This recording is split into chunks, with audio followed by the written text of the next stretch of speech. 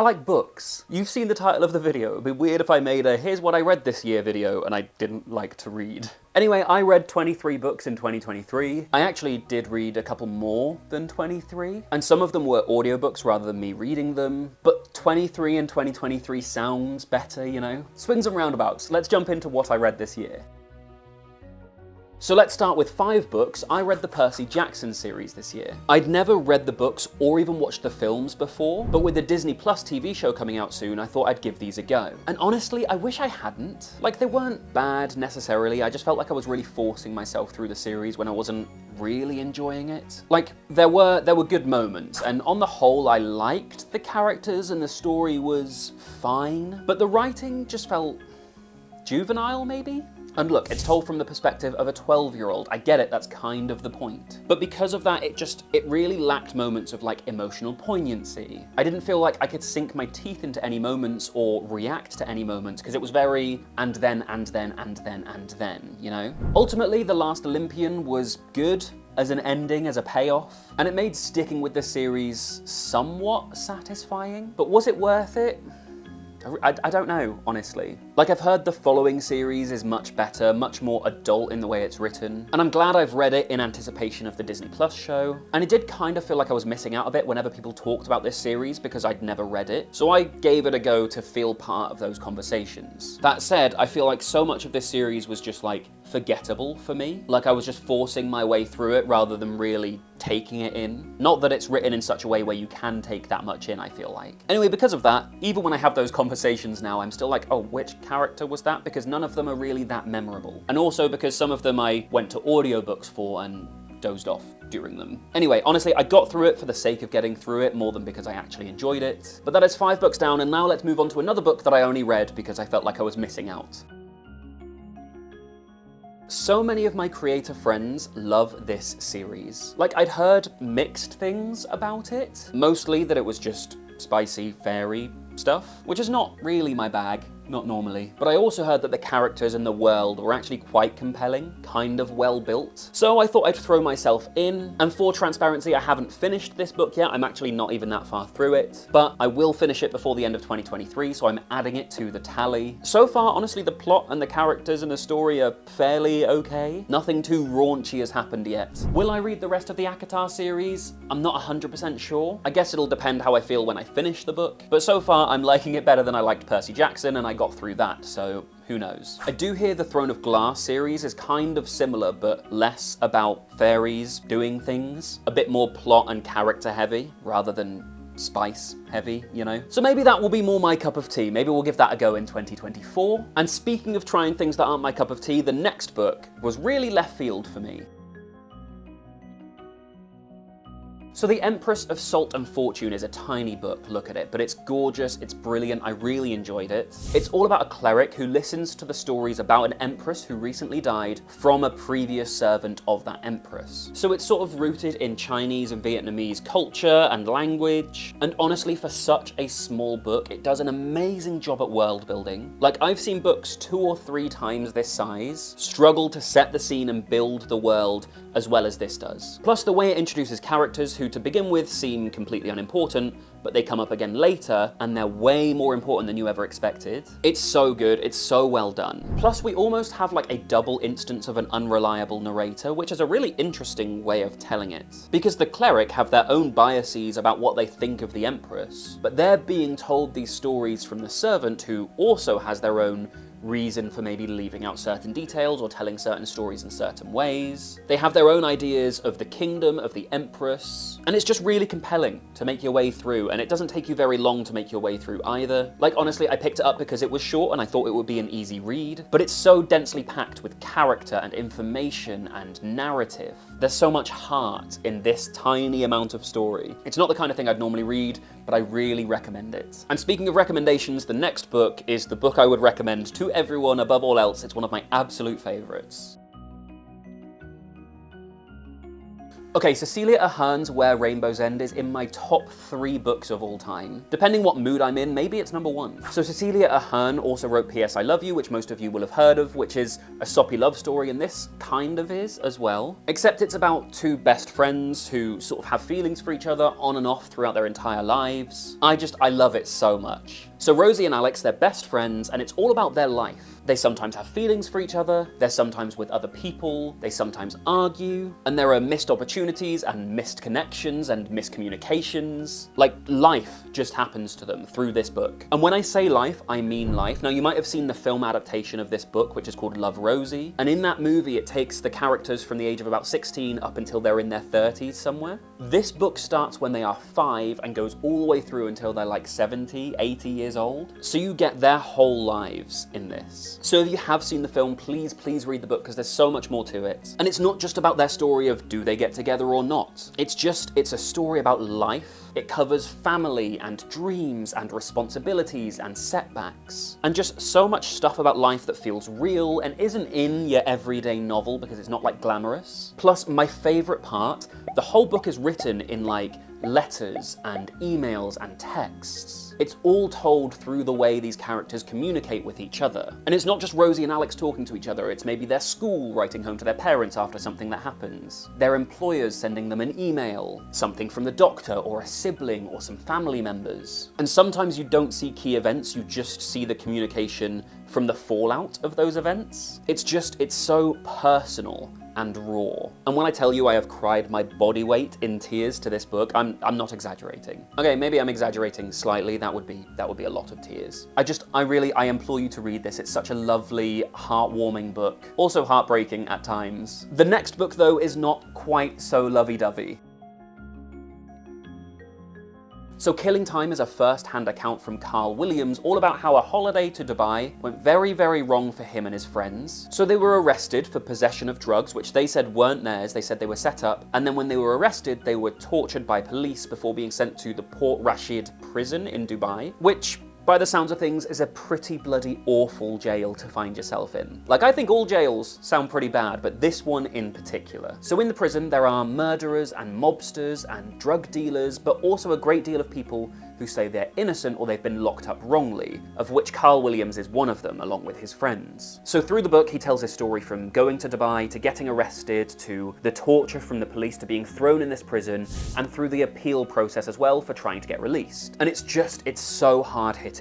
Because it's true, it's a true story. I should have specified that. Everything else that I read this year is fiction, this is not. And like, he goes into the kind of people he was sharing this prison with, and it just feels so overwhelming to read at times because of the kind of people in there. Unlike the life you'd live in there where you're constantly looking over your shoulder, how helpless it can be, how inhumane. Like, at one point he mentions how prisoners who are HIV positive are weaponized by some of the other inmates, and any of their enemies in there, they'd send these people who are HIV positive to infect them. It was honestly a really brutal read, and I definitely would say you'd have to be in the right headspace to read this. But Williams does write it very well, it's very compelling. You really feel like you're a fly on the wall in this prison, which, if I was a fly, not where I'd want to be, or if I was a person. It's just very harrowing, but if that's your bag, I really recommend this book. But if you're more into fiction and character-driven novels, the next book is going to be more for you. So another TV show that I wanted to watch, so I decided to read the book first, is The Queen's Gambit, which is such a great book about a young chess prodigy named Beth. And when I first heard of it, I thought a chess book is going to be so boring, and that's probably why it took me so long to read. But my god, am I glad I picked it up. It was so good. Like, the chess is really just the conduit for Beth's life to evolve through these different situations and through these different circumstances. And by the way, the book, so much darker than the TV show. Like, if you've seen the Netflix series and you liked it, please read the book, because it's so much heavier, so much more happens to Beth. And I don't just mean heavier like, oh, go and traumatize yourself by reading it. Like, there's so much more for her to go through, and so there's so much more character growth and development. Like, it deals with themes of addiction, alcoholism, depression, abuse, adoption, feminism, and of course chess in amongst all of that. As Bildungsromans go, so a story where a character goes through a journey of development and discovery, it is up there with the classics like The Catcher in the Rye, The Bell Jar, because the story is so good and Beth's character is so well crafted. And then the supporting cast as well are so well crafted to help her go through these journeys. And on that journey there are these insightful inciting incidents, which changes who Beth is as she moves into the next circumstance, and then her character changes again, and it's such a great constant development. I loved this book, honestly, just as much as I love the next book, which is actually a reread for me this year.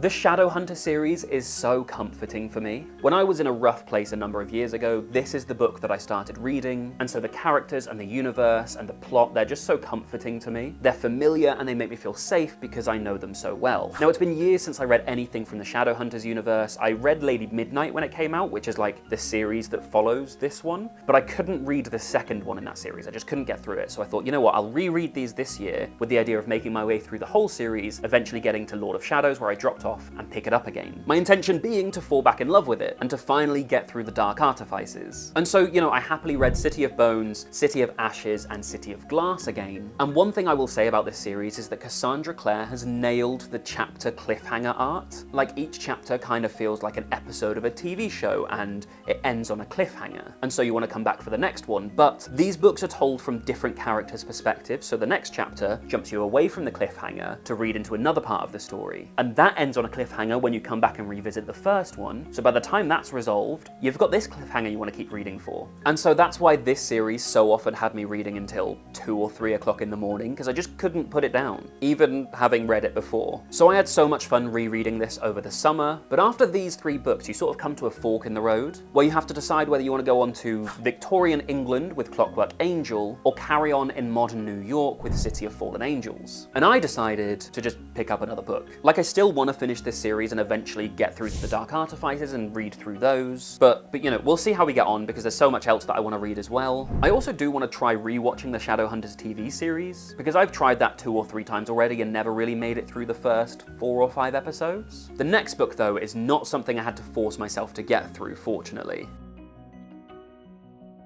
Another love story. I'll admit, I found this just by Googling stories like Where Rainbows End. This came up and honestly, it did not disappoint. So this is like a second chance love story between 2 people who consider the other one as the one who got away. However, since they first got away, our protagonist Macy has built these walls, and the thing is, you don't exactly know why these walls went up, or exactly what happened the first time before they split and went their separate ways. You find all of that out as the book progresses through 2 timelines, then and now. Then being the first encounters, and now being as they reconnect. The thing is, as then progresses, everything seems to be perfect between them. And as they're reconnecting in the now, again, they seem so well suited, especially as Macy's walls start to slowly come down a little bit, but then you get hints about maybe what happened before, why those walls went up in the first place. And honestly, as those developments come through, it's so compelling to read and to piece all the bits together. It's kind of like what I said about the Shadowhunter series, where you end each chapter on like a cliffhanger wanting to hear more, but you end a then chapter like, oh my god, what happens? And then you go back to now, and that chapter ends with you like, oh, what's next? And then the then is resolved, and again, you are constantly wanting to scratch that itch that's been left. And constantly wanting to know what comes next is exactly what I loved most about the next 3 books that I read this year, which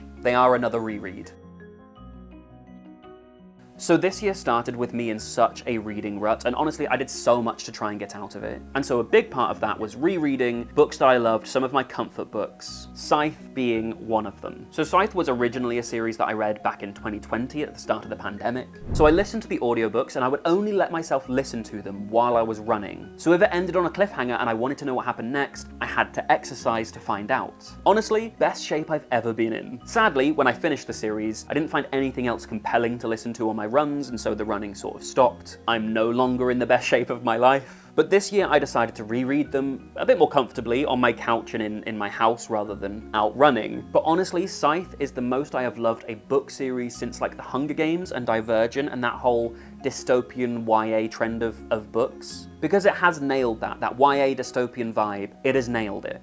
Everything you love about The Hunger Games and Divergent, Scythe does it so well. Basically, in Scythe, society has cured death. Like, you don't die of old age or disease. But a group of people known as Scythes, they glean people, which means they randomly kill people to try and stop population from growing out of control. Essentially trying to like simulate how random death can be by killing the minimum amount of people necessary to stop population spiraling out of control. Because obviously there's only a certain amount of resources, and there's that whole like Thanos vibe to it. So the story follows 2 young young people who are recruited to be Scythes. And as I'm sure you can imagine, there is so much power that comes along with that responsibility, and some people get carried away with it. And so there's all this like political stuff to sink your teeth into, as well as like the broader ethical debates of what they're doing and why they're doing it. And they have like the most ultra AI system like helping to run society, which was interesting back then, but is even more interesting now that AI has come on so far. Anyway, amazing story, great characters. If you like The Hunger Games, Divergent, Maze Runner, you will love the Scythe trilogy. I certainly loved it, just like I loved the John Green book that I'm about to talk about. So the Hulu TV series of Looking for Alaska was so good that I decided to rewatch it at the start of the year, and that made me want to reread the book. And just like what I said about the Shadowhunter series, returning to Pudge at boarding school was so like comfortable and familiar for me. Of course, the book itself isn't particularly comforting. It can be heavy at times, but I think it's a really well-constructed story. The characters are compelling, they have a cool dynamic, the plot subverts expectations fairly well. It's just pretentious enough. Honestly, my old Tumblr sad boy phase came back for a little bit while I was reading this, and I loved that. I was all up for riding that nostalgia wave. And honestly, I like reading John Green books. They're easy to read, this one in particular. And if you are a John Green fan, you will love the next book I'm about to tell you about.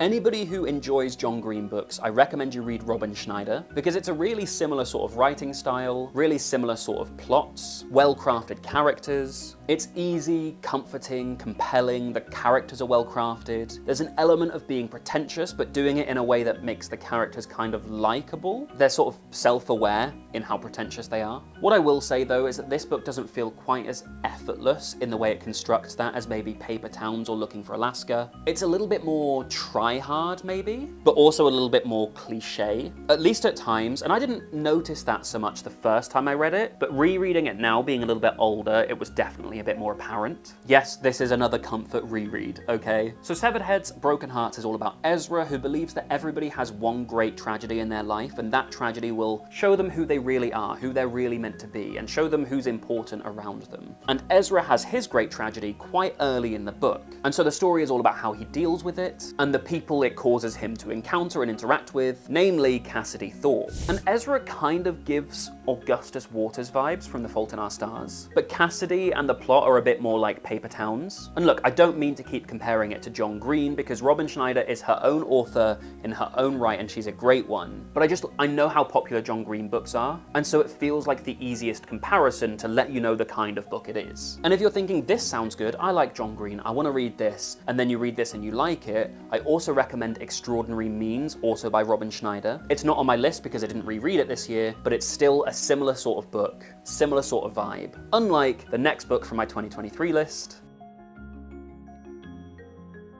Did you ever read a book and find it so compelling that you literally couldn't put it down, and so you read it and get through it until you get to the end, and then you can't wait for the sequel, only to find out it's standalone and there's not going to be a second one? That's Lore. When people tell you to leave them wanting more, Alexandra Bracken does that with Lore so well. So much so that I get angry maybe once a month when I remember, oh, we're not getting a follow-up, which incidentally is how I feel about 2011 TV series Hellcats, which was unfairly cancelled after the first season. I want a season 2, still. Anyway, Lore is all about Greek gods, and once every 7 years they come to Earth as mortals, and then the people descended from ancient bloodlines get to hunt them, and if they kill the god, they get their immortality, they get their powers and their divinity. At least they get those powers for 7 years until the next hunt takes place. Because of the Greek god elements, this is easy to compare to Percy Jackson, but it's way darker and way more mature than Percy Jackson. Kind of like maybe if you combined Percy Jackson and The Purge, the Purgy Jackson. Anyway, the characters in this and how they go through the week-long hunting period is so well crafted, it's so well paced. The secrets of the past that are slowly revealed, the interactions that they have with the other families and with the gods, the way the plot twists and turns. It is so, so good, honestly. Big fan of this. I will probably read it again in 2024 because we all know I love a reread, just like the next 7 books on my list. So the Harry Potter series is sort of central to the kind of content that I make. I make tons of videos about it, I host weekly quizzes about it on Twitch, and I can't fall asleep without the audiobooks on. So pretty much every year I wangle my way through this series time and time again. I won't spend much time talking about these. If you want me to talk about Harry Potter, check out literally any other video I've ever made. But speaking of spending time reading, the next book on my list is actually the longest book I've ever read. The longest book anyone's ever read. It's the longest book ever written. So the longest book ever written is Artemine ou le Grand Cyrus. It's a 17th century French novel made up of about 2 million words over 13,000 pages. And I decided at the end of last year and into this year to give that a read, and I documented the entire process in this video. So if you want to see how I got on reading the longest book ever written, where I have multiple breakdowns and try to explain the narrative as best I understand it, you'll want to watch this video next.